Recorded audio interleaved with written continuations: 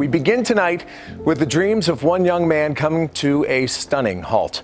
This September, freshman defensive back Ben Abercrombie was playing his first college football game. His Harvard team on the road facing the Rhode Island Rams, and in a flash, his life changed dramatically. Grew up playing football, especially being from Alabama. It was my first ever college football game, September 16th, first game of the year. And we were going over to play Rhode Island. As a freshman, usually they don't go to away games and things, but he had worked his way up from like fourth string up to like second string. Later in the second quarter, I went over to hit a wide receiver to try to separate him from the ball on the sideline. We saw the play and when he got injured, and I could tell as soon as he got hit that he just went completely limp. They said, it was a spinal cord injury. It was, they give you the level. It was a C3, C4. He had hardware put in from C2 to C6. They told us many times that his spinal cord was not severed. It was just bruised. But even when your spinal cord is bruised, it may or may not heal on its own. Our workers' compensation team, managed care office, reached out to us directly and let us know of the details. I immediately called Marty, Ben's dad, and talked with him about the specifics. We were all in from the first time we heard about them. We could feel the love that was coming over the phone from Marty and Shari, and that, we want to get Ben back to Harvard. It was really important to us. I always wanted to finish up here and get my degree. Harvard's a pretty prestigious school, so I always wanted to finish what I started.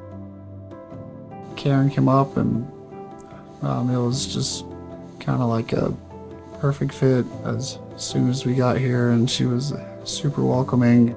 She's the only person I've ever had want the instructions of how to do range of motion. She wants, printed out things so she can practice at home. She talks to him and works on his level. We've appreciated her help immensely. When I first started working with Sherry, it was because she's so used to being by herself. She was like, at first she was hesitant about me helping her, but she taught me so much about Ben's illness. He had a nerve graft, which is somewhat functional. He has a diaphragmatic pacer, which stimulates the diaphragm. So he is breathing with the use of the diaphragm pacer. And we do range of motion twice a day, at least. We do stretches numerous times a day. It feels really good since sitting in my chair all day is kind of, your body's not supposed to be sitting in one spot for too long, so it's really nice to do range of motion and keep everything stretched out and keep everything ready for when I'm healthy again. It's great to have a caregiver that you connect with and that you can joke around with. Sometimes it can get lonely when you're, by yourself for most of the time and you're not around your friends like you used to be. So it's good that you have a friend and your caregiver. He likes to talk about sports. So he introduced me to sports, football. I knew nothing about football. All I knew was touchdown. We like to talk about what he does for school, and he inspires me because, he's going through so much and he still smiles. It just melts my heart when I look at him. It's like, he's such a beautiful child. Every time she comes, she's always working hard and making sure I'm okay, making sure I have everything I need, and she remembers everything. So she remembers all my range of motion. She's always on top of it. She cares. That's like the most important thing. You can tell that she cares. In May of 2025, Ben will be graduating from Harvard, which go back, a few years, that was the goal of getting him from Alabama back to Harvard. And Karen and Ben have already started talking about that special day, about Ben graduating, Karen being there and being extremely proud of everything he's accomplished.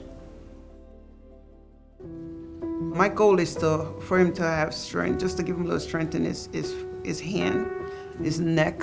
So like the massage on his neck or his legs. Or just when I do the range of motion, just for see him to wiggle his toes, I would love for that to happen.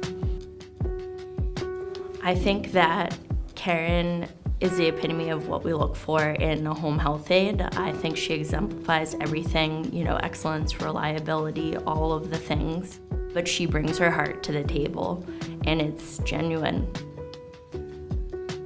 To be successful in this job, you have to be patient, have love in your heart, empathy. When I take care of someone, I think about if this was my grandmother or if this was my grandfather, what would I have done for them? How I treat Ben is the way I would treat my son, if he was sick. I just feel like BAYADA sees something in me that I don't see in myself, and that makes me feel like really special.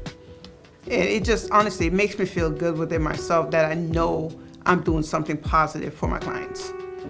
Never, never, never give up. That's just a saying I always tell all my clients, just never give up.